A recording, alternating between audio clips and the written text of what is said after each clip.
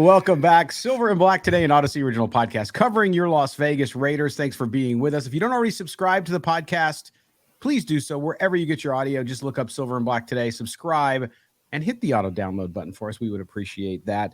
And I say us as I bring in my broadcast partner. That is the national NFL writer over at BleacherReport.com. Of course, that is one Moe Moton. You can follow him on Twitter at MoeMoton. You can follow me on Twitter as well at LV Gully. The show is SNB Today. Mo, we're in the doldrums of summer, but some sad news in the world of Raider Nation as legendary offensive lineman Bob Brown passed away at 81 years old over the weekend. A Hall of Famer, just an amazing, one of the best offensive linemen in history. And the Raider Nation loses a good one, a great, great player. Of course, he lived in Oakland and originally from Ohio, but our condolences out to the Brown family. Yeah, absolutely. We lose another former Raider. It also goes to show how old we're getting. That players now that, Bob Brown was before my time, 70s, 60s and 70s. So yeah, before my time, but it goes to show how time is flying, and now we're losing a lot of NFL greats, a lot of greats, period, in the world today. For sure. And a happy belated Father's Day to everybody out there who celebrated. Also belated Heavenly Father's Day, to Mo's dad, my dad, both up there. Maybe they're doing a video together this morning up there. Doing their own Silver and Black today up above, right? Yeah, saying these kids down there, what are they doing? They don't know what they're doing. Let's show them how to do it. So, but again, I hope you guys all had a wonderful Father's Day. I know I did. Speaking of who's your daddy, let's talk about the story that came out over the tail end of the week. And again, I know, our good friend Kevin, who always puts up the meme about a slow news. It is slow. There's not a lot of news going on. So we're going to talk about this. And no, it's not about a movie, but it's about Derek Carr. Derek Carr I know the Carr Wars return, had a mea culpa of sorts at the end of the week. In an interview, talked about how he felt guilty. He felt bad that he didn't give his best last year for the Raiders. Said that not only was it a new offensive system yet again for the player, but also personal things. He was struggling personally. And so it's really interesting, Mo. I have some thoughts on this, and it's not about beating up Derek Carr. It's not about, trying to make him look bad, because I actually, in some ways, respect immensely the fact that he admitted this. But I want to get your first take on it, because I thought the reaction, and again, I know he's a New Orleans Saint now, and somebody say, why are you talking about him anymore? Whoa, move on. Again, it's a slow week, but nonetheless, it's still a big deal, because remember when all of last year was unfolding and Derek Carr wasn't performing as he did in 2021. There were a lot of folks who wanted to say that was because of the team around him and that, the coaching staff, the coach was terrible, blah, blah, blah. But Derek Carr steps up and takes responsibility. I want to get your first pass on what you thought about his comments and any kind of enlightening pieces that came out of what he said. Well, first of all, I will say this is a Raiders story simply because he talked about the Raiders and his time with the Raiders. So this wasn't Derek Carr making a comment about his time with the Saints. Basically, he said the Raiders didn't get the best version of him. So yes, this is a Raiders story, so we're going to talk about it. I'm not going to spend, an hour, but we will. What I will say about what he said is that I remember, and we like to give proper credit on this show. I remember Hondo Carpenter of SI.com wrote a piece, and I'm going to read the quote. One of his bullet points said, one of the players told Hondo Carpenter that when John was out, John Gruden, former head coach of the Raiders, when John was out, I think Derek felt unprotected. So that stuck out to me because Hondo also had some parts of his piece where he said Derek wasn't himself. And meaning by saying he wasn't himself, he said that Derek was a little more, short-tempered, I guess you could say. And I'm using that paraphrase term, short-tempered. A little more snappier than usual. And if you remember the teary press conference that he had middle of the year, right before right after the Colts game, I think it was. Right after the loss, yep. Right after the loss to the Colts, he had a teary-eyed press conference. And to me, It signaled a player who felt like it was maybe coming to an end because Mm. year after offseason, Derek Carr basically said, "I'm the quarterback of the Rays until I'm ready to move on." But I think for the first time, going back to that quote from Hannah Carpenter's piece, that Derek Carr felt unprotected. For the first time, I think Derek felt like, okay, maybe next year I'm not going to be the quarterback of the Rays. My time could be up, and I have no control over that. And yes, Derek Carr has gone from system to system. He's gone through multiple head coaches and play calls, but this situation was different in that Josh McDaniels came in praising Derek Carr. But if you also read Hondo's piece, he also criticized Derek Carr in front of people. He dressed him a bit in front of teammates. And I think that was a different feeling for Derek Carr. So when Derek Carr says he felt professional challenges, I think that was part of it. He was treated differently under Josh McDaniels than he was under previous regimes. I'm not saying he wasn't criticized by John Gruden, by Dennis Allen, by Jack Del Rio. But what I'm saying is that I think this was different. The fact that he felt the tide turning on his tenure with the Rays, that this may be a point where it's not just criticism. I may be out the following year. So Derek Carr's comments don't surprise me because I read Hondo's piece and I didn't say anything about it, but because I like to speculate on speculation. Sure. But it turns out that a lot of the stuff in Hondo's piece matched what Derek Carr said this past week. Yeah, and I'm glad you brought that up too, because I think to your point about when John Gruden was out, Derek Carr didn't feel as protected. Protected from what is the question? I think you could say protected for sure, because I think John Gruden, for all of the churn, remember all the churn we heard about how John Gruden wanted to get rid of Derek Carr, it was exactly the opposite. Right? Yeah. Because we see now in New Orleans, John Gruden has been there. He might have some ongoing involvement with Dennis Allen's team because of Derek Carr being there. So all of that speculation was 100% completely wrong. John Gruden went out of his way to protect Derek Carr, probably to a fault, I would say, as we saw. But again, Derek Carr improved under John Gruden. So in some ways, you can't argue with the approach. And so maybe that's the approach. Now, I know a lot of detractors of Derek Carr will say, well, he's soft. See, it shows. Now, whatever you want to call it, yes, some players have personalities that are different. Derek Carr, we know this from how he would often deflect criticism by saying he didn't care about criticism. Okay? Well, I don't care what people say. Well, no, when you say what you don't care what people say, that means you do, because you're thinking about it and you're talking about it. So I think John Gruden knew this about Derek Carr, which is why he handled him the way he handled him.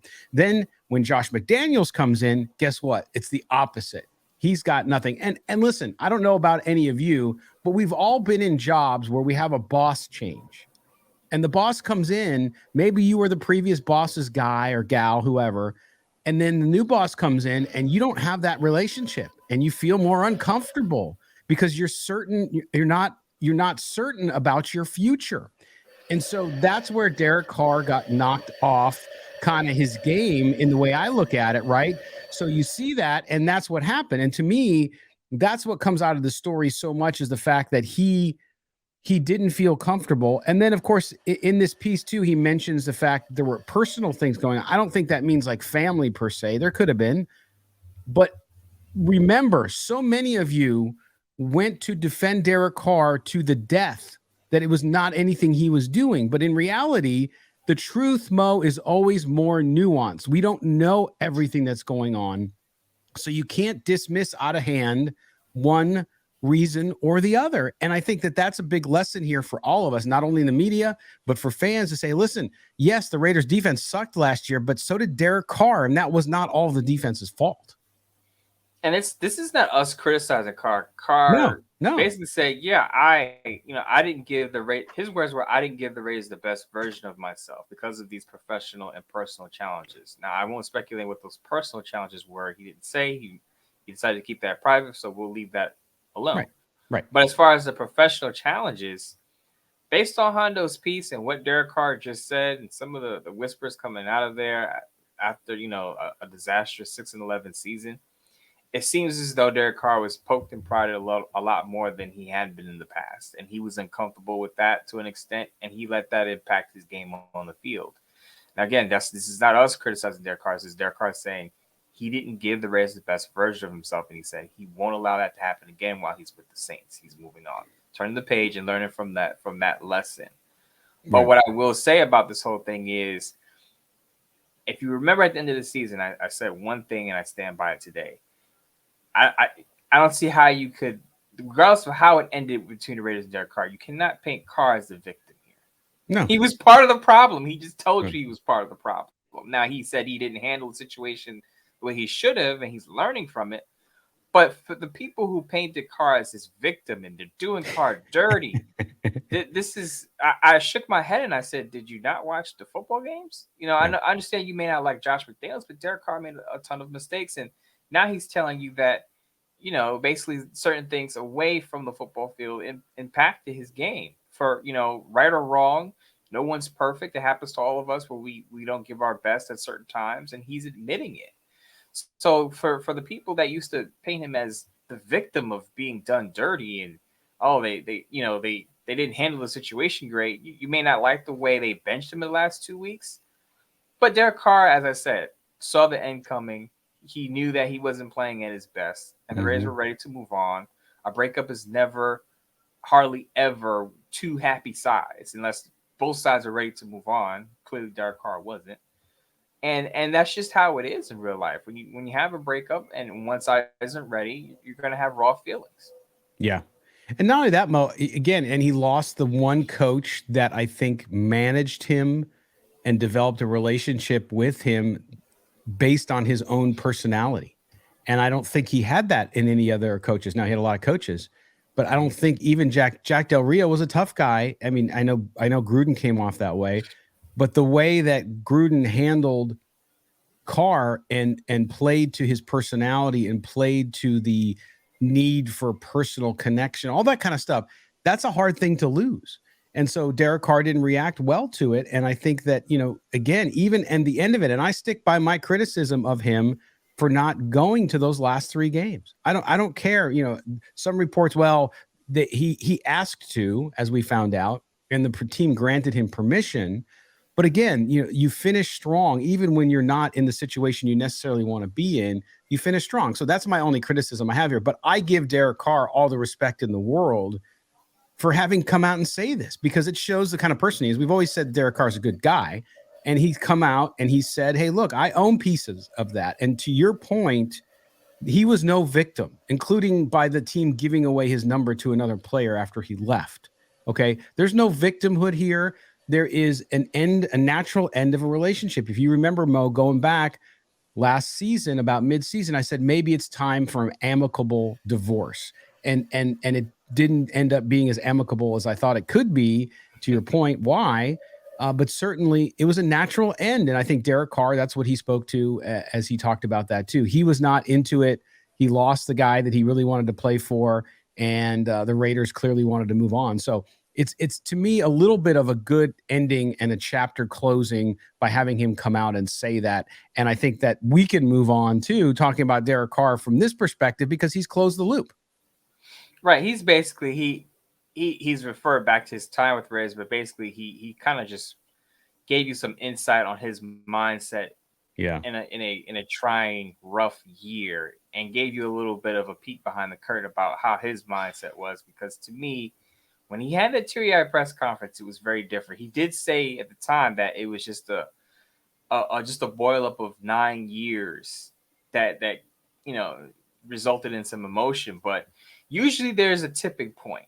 Even if it is a buildup of time, when things happen, a person blows up like that, there's usually a tipping point. Something had happened, and I know they lost a football game, but they've lost plenty of football games with Derek Carr. There's a reason this one was different, and it wasn't just about Jeff Saturday being an ESPN guy and being an interim head coach and beating the Raiders and having his only win, which we found out at the end of the season was his only win against a team this year as a head coach, as an interim. But I think it's just Derek Carr seeing into the future and thinking, wow, I may not be the Raiders quarterback in 2023, and I'm going to have to adjust to this.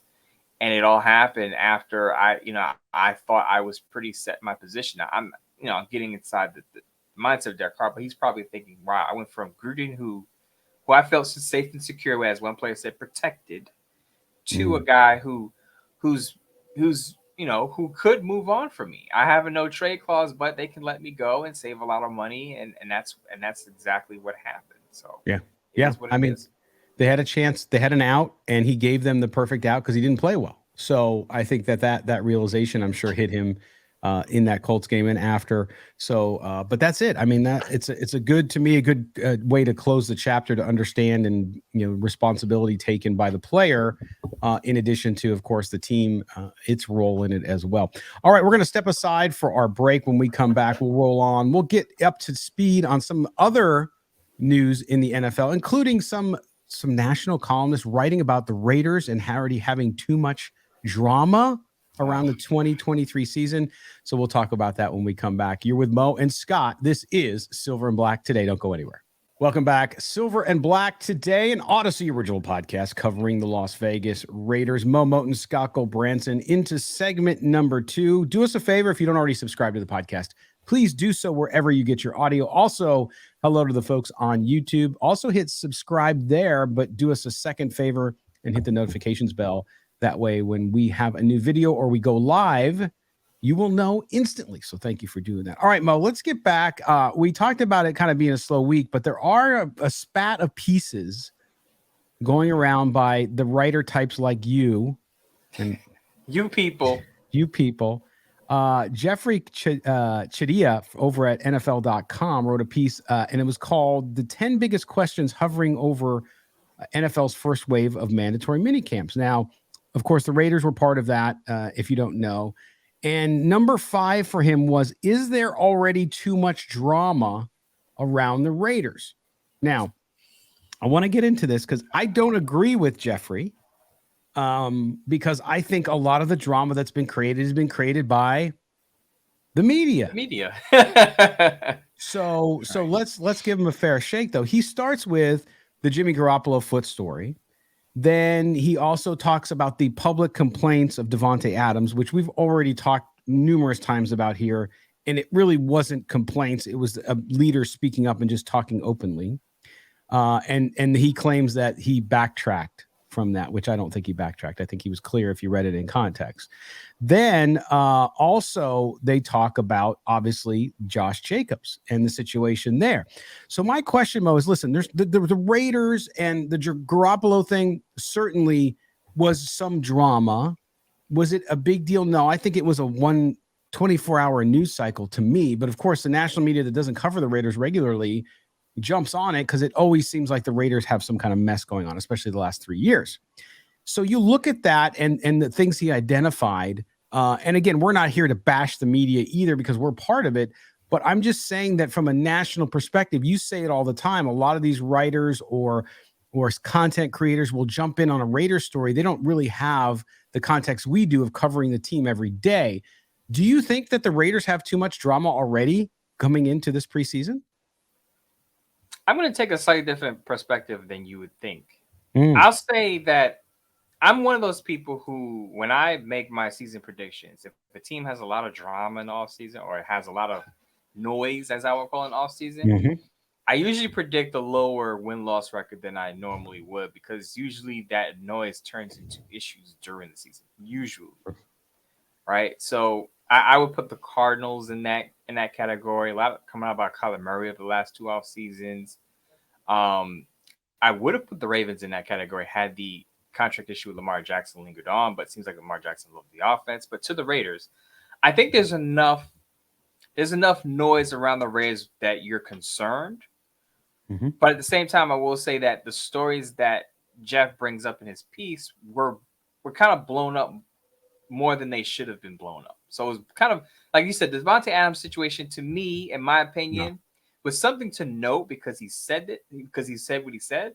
But it wasn't to the point where I saw trade pieces featuring 5 places Davante Adams could go. And I know Bleacher Report ran a story because Gary Davenport has his own opinions about it. But there are a lot of people saying Davante Adams should ask to be traded. That's not what Gary wrote in his Bleacher Report piece. He just said, if it happens, these are the 5 spots that he would fit.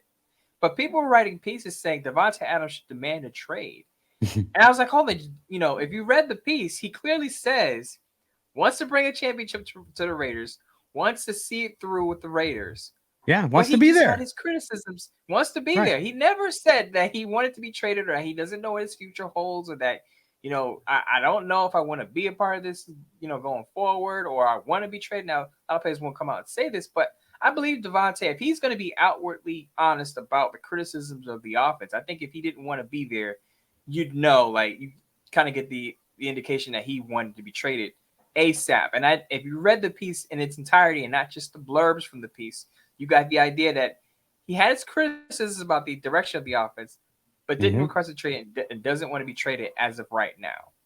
The Josh Jacobs thing, really quick, the Josh Jacobs thing, I wouldn't call it noise, because I think a lot of teams that have top tier players with expiring contracts have the same type of issue. Right. So Josh Jacobs isn't the only one in this boat. As I just mentioned previously, Lamar Jackson had a contract issue. J.K. Dobbins of the Ravens right now wants a new contract. Quinnen Williams is not expected to be at Jets camp because he wants a new contract. Is that considered noise? Too much noise that a team should be worried? No, it's just, to me, these are regular steps in a contract negotiation. A player wants a new contract. What does he do? He stays away from the team in hopes that the team will cave a bit and give him a new contract. And if that doesn't happen, sometimes they stay away a little longer. Sometimes they come in and hold in, which we'll probably see at training camp. But I don't think this is a big deal for the Raiders. There's some noise, but not enough for me to say, oh, there's trouble in the waters in Las Vegas. Yeah, and Jeff is a good writer. Don't get me wrong. I read his stuff all the time, but he didn't have anything about Saquon Barkley on there. It's the same situation. So I know he's used for two stories to say, hey, there's three stories. But to me, the Josh Jacobs thing is what it is, and it'll play itself out. But I do think that you look at even the Garoppolo situation, and we'll get our good friend Michael Lombardi from the GM Shuffle podcast on pretty soon to talk about it. But he went in depth the other day, and it was so great because I had talked about this on our show when the Garoppolo, the addendum stuff came up, which he's like, this is no big deal. This happens every single year in the NFL with a lot of players. And he says it doesn't get reported on. Now, many of you might think, well, he's defending his son. He's not defending his son. He's saying that, look, signing Jimmy Garoppolo in itself to the beginning, this is the point we made on the show, Mo, is dangerous because the guy's always injured. Okay, so that's one story. The second story about the foot and the addendum is no big deal. And it happens every year in the NFL. He said, in fact, if you go through every NFL franchise, you'll probably find 2 or 3 of the same type of addendum for players on the team. Now, it might not be the quarterback. Yeah. It might not be Jimmy Garoppolo, who's been injured all the time. So that's what compounds it. But I think you're right. Yeah, I think there's a concern about the Raiders because of those issues. But I don't necessarily think that I'm overly concerned, or to your point, I don't think it's indicative of something like this going to be a train wreck. I know a lot of you out there who watch and listen to the show because you tell me that the Raiders are going to be a train wreck, and they could be. Who knows? We don't know for sure. But I don't think that this is an indication of that yet. The other thing is with the Jimmy Garoppolo thing, I think it happens a lot. As a person who covers the league, I do see stories about players having failed their physical, then the team not releases them, but doesn't go through with the contract. If you remember, not too long ago, I think it was the Raiders were supposed to sign Eli Apple. Now, this wasn't an injury situation, but if you remember a few off seasons ago, the Raiders were going to sign Eli Apple. It was reported that they agreed to terms on a contract. It didn't work out for whatever reason, right? Now, this wasn't an injury situation like Jimmy Garoppolo on that level. But to my point is, there are times where players agree to terms on a contract, and they have to go back. Teams have to go back and either terminate that contract, not go through with that contract, or amend the contract. So this isn't something that's rare. It is rare to schedule a press conference and have to delay it because the player failed the physical and then has to go through surgery. I think that's the added part where it makes you kind of raise your eyebrows a bit, like, what are the Raiders doing? But I think they had to do that simply because, and I said this on a previous show, and this is a separate problem, that I think Josh McDaniels is set in his ways. When he wants something or a player, he's going to just get that player, regardless of what the situation is. And I think that any other team, and I said this before, any other team, had Jimmy Garoppolo gone to the Jets, or the Washington Commanders, I think if they found out that he needed surgery, they probably would have just said, we're not going to go through with this. We're going to just turn our attention to another quarterback. But because Jimmy Garoppolo has that history with Josh McDaniels, I think that's why the Raiders went through with this and said, look, of course they got positive word from the doctors, but I think any other team with Jimmy G's injury history, as you said, would be concerned and kind of back off and get cold feet. Whereas the Raiders have a head coach who had the history with Jimmy Garoppolo said, no, we're going through with it. I agree with you, and I think, and maybe this will be a little bit hyperbolic, but I really believe Josh McDaniels is staking his job on Jimmy Garoppolo at this point for now, because if Jimmy Garoppolo is a disaster, meaning he doesn't play or he only plays 3 games before he's hurt again or something like that, you went all in on him. To your point about them not backing off when he didn't pass the physical, he's all in. He wants his guy. He got rid of the other guy. We talked about it in the first segment with Derek Carr. Now he's got his guy. So guess what? That boat's is gonna float or it's gonna sink. And you got to be the captain. You're gonna have to go down with the ship. I really believe that, Mo. If it's a disaster this year, which it could be, it could also be the opposite. Jimmy Garoppolo could be very efficient, stay somewhat healthy, maybe he only misses a couple games, and the Raiders do better than we anticipate, then he looks golden. If it goes completely south, boy, I don't know how Josh McDaniels can survive if this team, only wins a game or two. And I'm not a guy, and you know this, Mo, I don't call for the firing of coaches all the time either, especially after only 2 seasons, but you're going to have to own that one. I think he has a 3rd-year safety net. So remember last week, right? We had an even if the Garoppolo thing is just a terrific disaster.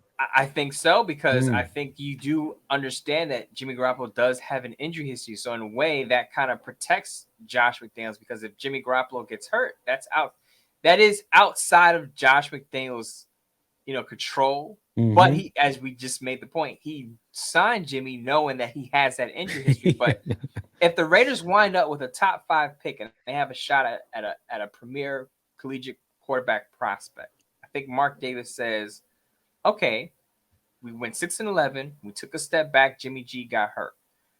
Okay, we can get a top quarterback prospect. We're going to let Josh McDaniels groom that guy and see what happens for at least the first year.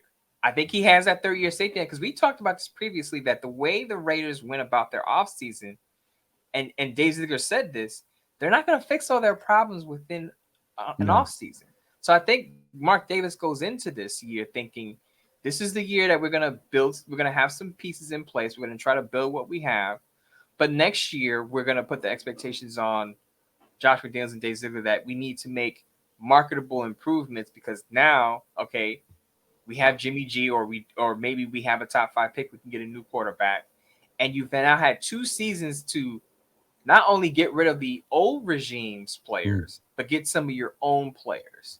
And I think Mark Davis went into it thinking at least 3 years we have to see some improvements, and if we don't see improvements, then we have to move on. But as I said, the emailer asked us what has to happen for Josh McDaniels to get fired. I think the locker room would absolutely, the leaders in locker room, Devontae Adams, Josh Jacobs, if he's there, Max Crosby. If those guys turn on Josh McDaniels, then I think he gets fired. I don't think a bad season is enough to get out of that 3rd year, because I think they went into this year thinking this is year 2 of Josh McDaniels, but year 1 of a mini rebuild.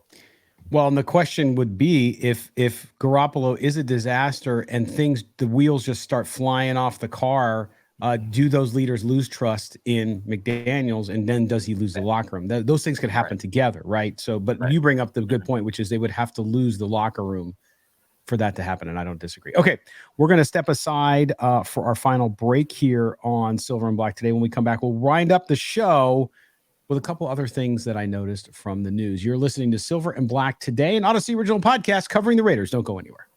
Welcome back. It is the home stretch here on Silver and Black today. Yes, we cover the Las Vegas Raiders. Also, we talked about Father's Day on Sunday. We also wanted to say happy Juneteenth to those out there and hope you had a good day. A lot of people had the day off, Mo. I know you and I didn't have the day off, but that's okay. There were a lot of parades, a lot of things going around America as this. I mean, it's a new federal holiday. Juneteenth has been celebrated for obviously decades and decades, but a new federal holiday. So a lot of folks had yesterday off. Yeah, it's national holiday now, new holiday, recognized, observed, across the board. But when I was growing up, and I'm sure a lot of old heads that listen to the show will recognize this when I say this.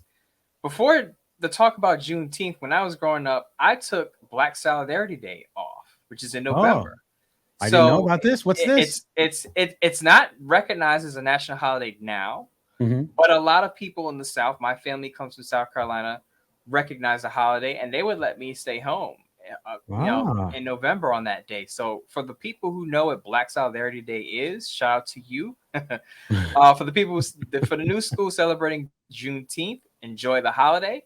Have some food, friends, music, whatever you do. I know in New York City, it's a big thing. Out here, you're gonna have festivals, you're gonna have people out celebrating. So for the people out there listening to our show, enjoy it, whether it's Juneteenth or if you wait until November for Black Solidarity Day. Shout out to you for celebrating that, and we'll mention that on the show. But just want to give a quick happy Juneteenth to everyone listening. There you go. See, we always want to recognize what's going on out there, and that's part of that. So I hope everybody had a good Juneteenth, and now we're into June 20th. I don't know. The teenth thing threw me the first time I heard it, because I think, like most Americans, I was ignorant to the fact that what it was celebrating until then. Oh, okay, now I get it. But the spelling thing, still, to me, it's interesting. It's like the only holiday that's kind of capped that way. So very cool. Quick thing. I think it also matters where you were raised in the country if you heard Juneteenth. Because I'll be honest with you, I didn't know a lot about Juneteenth until it was talked about a few years ago. I've heard of it, but I really didn't dig into it, and it really wasn't a big thing. As I said, Black Solidarity Day was in my family. So it's just pretty interesting that even people with my skin color have told me I didn't know what Juneteenth was until it was talked about. But what your skin color? What are you talking about? What are you talking about?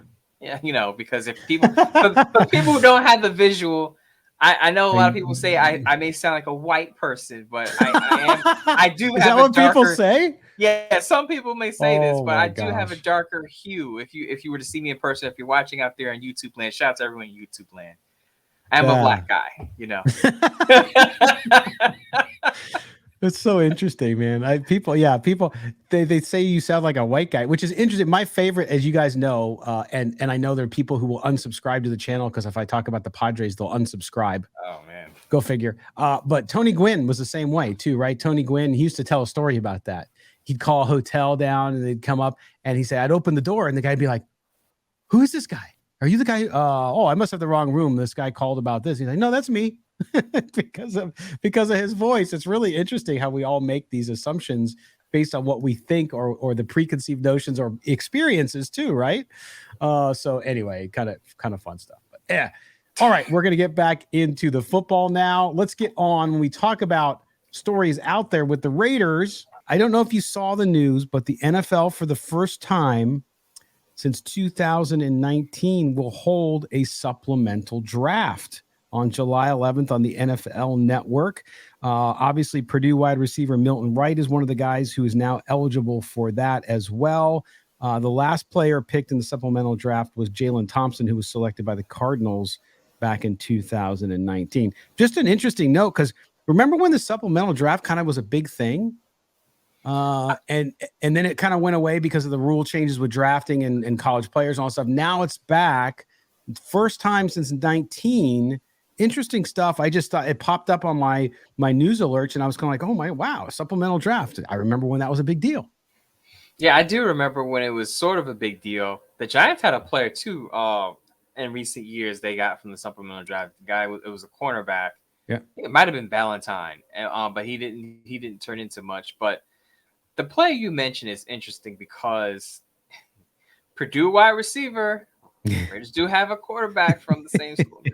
No, but they don't need another wide receiver. I would assume this is a big wide. He's like 6'3", 200. Yeah, close big, to 200 big kid. pounds. So he's going to go to a team that needs a possession receiver. That may need a number 2 guy, and I could see him latching on to a team like the Saints because of Michael Thomas's history. I know they drafted A.T. Perry, who I like as the sleeper, but I can actually see Milton Wright going to the Saints because of Michael Thomas's injury history. I know they have Chris Olave as their number 1 now, but Derek Carr likes big targets. And as I said, this guy is 6'3". So I will look at the Saints on this one and just be mindful. Or maybe the Cardinals, they try to replace DeAndre Hopkins with him. But those are the 2 teams I would look at for him. But what I will say about the supplemental draft is, for people who don't know, it kind of gives guys a chance to get I wouldn't say drafted in a traditional way, but guys who may have had some academic issues or something like that, because I think that was Milton Wright's issue. It was an Yeah. academic eligibility thing he went through in college.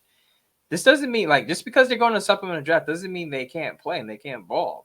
These guys absolutely can. It's just that other circumstances may have kept them out of the draft. So usually there are not a lot of players. It's usually like a one or maybe a few players drafted in the supplemental draft. But I think it's very interesting to look at the Saints and the Cardinals as landing spots for this with this wide receiver out of Purdue. Yeah, interesting stuff. Just something else to do in July before camp to talk about for us with our football Jones going on. The other story I wanted to bring to your attention, I don't know if you saw it, Mo, so if you didn't, that's okay too, but I know you'll have a good take on it, which is Braxton Howard over at Pro Football Focus was writing about the Raiders situation and with Tyler Hall. Now, you look at Tyler Hall, he says he's one of the top 3 slot cornerbacks in the NFL. Yes, he said he was the 3rd best slot corner in the NFL. That was back last week. When you look at the NFL based on passer rating allowed. So just to be full disclosure on that. So he openly discussed, hey, with Nate Hobbs playing more on the outside last year, might we see that again? Because he's feeling like Tyler Hall is such a good slot corner that he's going to lock down that position. What's your take on Tyler Hall, what you know about him and the situation? Because the cornerback situation in Las Vegas with the Raiders is in flux. Let's face it. Yes, they're going to have a bunch of guys in there, but people have to step up. Hobbs is one of those guys that we need to see more from him, obviously, after a great little rookie year, but now he's got to come back and kind of establish himself. Do you think the scenario he points out there with Tyler Hall maybe locking up that slot cornerback position in his mind based on his talent and Hobbs playing more outside, or do you see something different? I think Tyler Hall has a shot.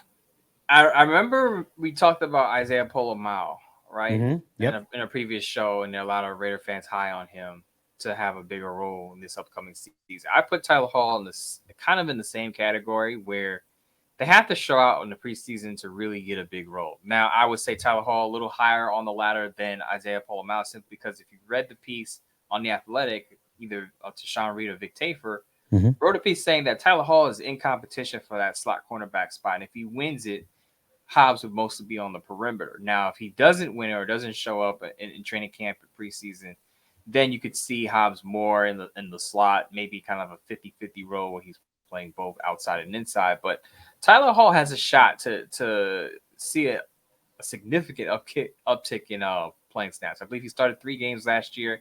He had some glimpses where he played well, but to me, it just wasn't enough to say that guy is going to be a starter. That guy is going to be a solid starter going forward. I need to see more. I need to see it from him at training camp, from the reports. I need to see it from him in the preseason. Again, I think if he has a strong preseason, he has a legitimate shot to win the slot cornerback position. But what I will say about the Raiders cornerback room in totality is it's very fluid.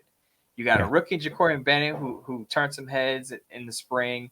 You got Tyler Hall, who showed some glimpses last year, has a shot at the slot cornerback position. You can have Nate Hobbs on the outside, the inside. You brought in David Long Jr. and Duke Shelley in the offseason as free agents. So Marcus Peters, the report we talked about last week, that it seems like the Raiders are going to sign him. So there's a lot baked into this cornerback situation, and I think if you really truly believe our iron sharpens iron, you can get one of those young guys to step up and play a big role. Maybe Marcus Peters, maybe assuming the Raiders sign Marcus Peters, maybe he bounces back after a down year. But this cornerback group, the secondary in general, is going to be the most intriguing position group this offseason, simply because of all the players, all the faces, all the factors, all the flexibility involved there. Yeah, crazy stuff. But I think that the competition, to your point, the competition is good. So with who the Raiders have in camp, they'll be able to evaluate who's going to be best at what position and really win out those roles. It's going to be fun to watch. I mean, to me, it's going to be one of the highlights of camp is to see who comes out of that on top and who locks in what position. This is what I would want to happen. I'm not saying this will happen. This is what I want to see at cornerback. Marcus Peters on one end on the boundary, Jacorian Bennett on the other end on the boundary, and Nate Hobbs in the slot. I felt like Nate Hobbs in the slot had a great year, a pretty good year as a rookie. And I think he should, where he flourished, they should move him back there. Yeah, he did well in the slot. Keep him in the slot. especially if you're going to sign a Marcus Peters. And if Marcus Peters can bounce back, pretty much a ball hawk when healthy. Jacorian Bennett tracked the ball very well. I know he had the penalties in Maryland, but opposite Deontay Banks, he was the guy making plays on the ball. So if you have a Jacorian Bennett and a bounce back version of Marcus Peters, the Rays can force some turnovers, and then you have Nate Hobbs performing at his best in the slot. I think that's the ideal situation at the cornerback position for me. Yeah, I agree 100%. And I think that to your point about if they do sign Peters and Hobbs, that's the thing. Hobbs could play on the outside. He had some moments, but you go back to what did he do best? He did his best in the slot. And so I understand that. And even with Tyler Hall in camp and on the team, I think that you got to go with your young buck. And he showed that he can play that position and do it well. So give him the time there to develop into the player that we think he can be, because I think that would be the best thing for the team. One other thing I want to talk about, our good friend, and we're going to get him on the show here maybe later this week, Cody Benjamin over at CBS. He did his 2023 NFL running back matchmaker, right? So these are running backs who are either free agents like Ezekiel Elliott or like the Saquon Barkleys, the Josh Jacobs, looking for a landing spot if they can't come to a contract negotiation and they don't want to play into the tender for their team. And his curveball, as he calls it, and we'll get him on to talk about this, was Josh Jacobs. You ready for this, Raider Nation? To the Broncos.